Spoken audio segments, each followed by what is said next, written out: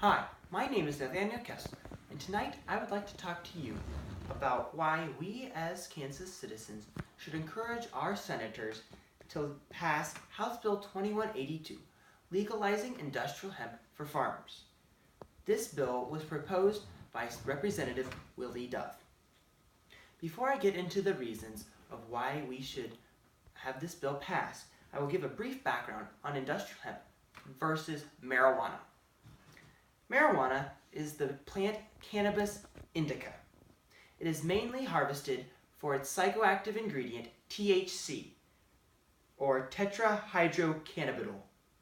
THC is mainly found in the buds and the flowers of the marijuana plant. Marijuana is a short, stocky plant with broad, dense leaves and a shorter stem. Industrial hemp, on the other hand, is Cannabis sativa. While it does have some THC in it, it also has a high concentration of cannabis oil, or CBD. CBD drastically reduces or eliminates THC. Hemp is a taller stemmed plant with smaller leaves. Cannabis sativa can grow up to 7 feet tall, while Cannabis indica grows around 3 feet tall. Here is a picture for reference. Here is Cannabis indica, which is your marijuana plant, and Cannabis sativa, which is industrial hemp.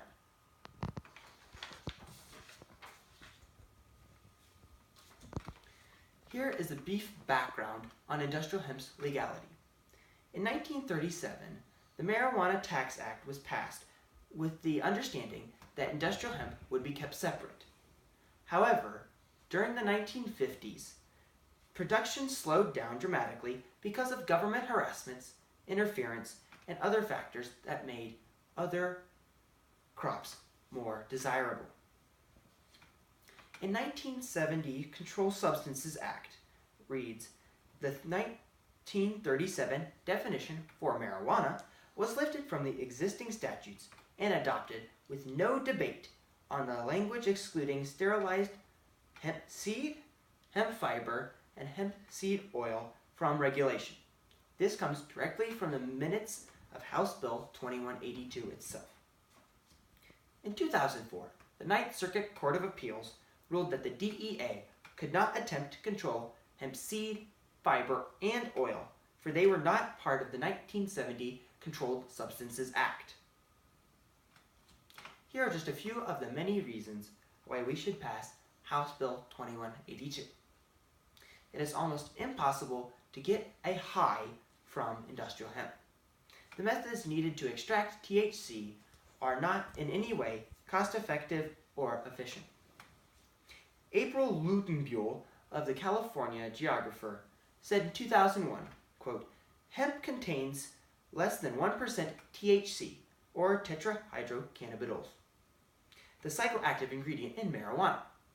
In other words, smoking hemp cannot create a high, end quote. Industrial hemp only needs 1/3 of the water that corn needs. This means that it can be grown statewide, even in the more dry, arid parts of western Kansas. Hemp chokes out or cross-pollinates with marijuana, which make the THC levels in the marijuana plants go down, rendering the marijuana's psychoeffects useless. This makes it easier to grow hemp in Kansas since it makes the marijuana worthless. This is only in conjunction since marijuana is illegal to grow or possess in Kansas.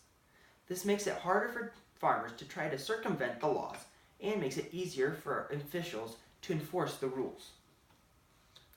Hemp can be made into textiles, clothing, a type of concrete, food products, biofuel, lotions, other health products, livestock feed, and paper.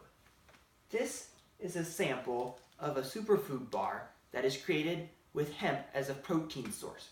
I got this directly from Representative Dove myself. Another important product created from industrial hemp is paper. Quote, industrial hemp can yield 3 to 8 tons of fiber per acre. This is 4 times the amount of the average forest. End quote.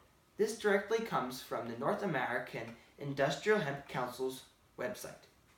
This would dramatically help reduce deforestation, as hemp grows much faster than your average tree that is used for paper. This is in comparison solely for the amount of THC that is harvested from marijuana. All hemp products in the United States are imports. Current imports have passed the $850 million mark. As of now, France is the world's largest producer of industrial hemp. Here is just a sample of what the fields of industrial hemp look like in France. Very dense, as you can see, which helps to choke out marijuana. Growing hemp in Kansas would generate the state and nation more money, as we would then be able to buy locally and hire locally. In conclusion, House Bill 2182, legalizing industrial hemp for farmers, is great for all Kansans because of its many different products will help to create jobs because of the demand that hemp products have created. Growing hemp in Kansas will also help to stimulate both the local and national economies. I personally would like to see this bill passed because of the benefits I have found out about while researching this plant. I came to know about this bill while paging directly for Representative Willie Dove during my spring break.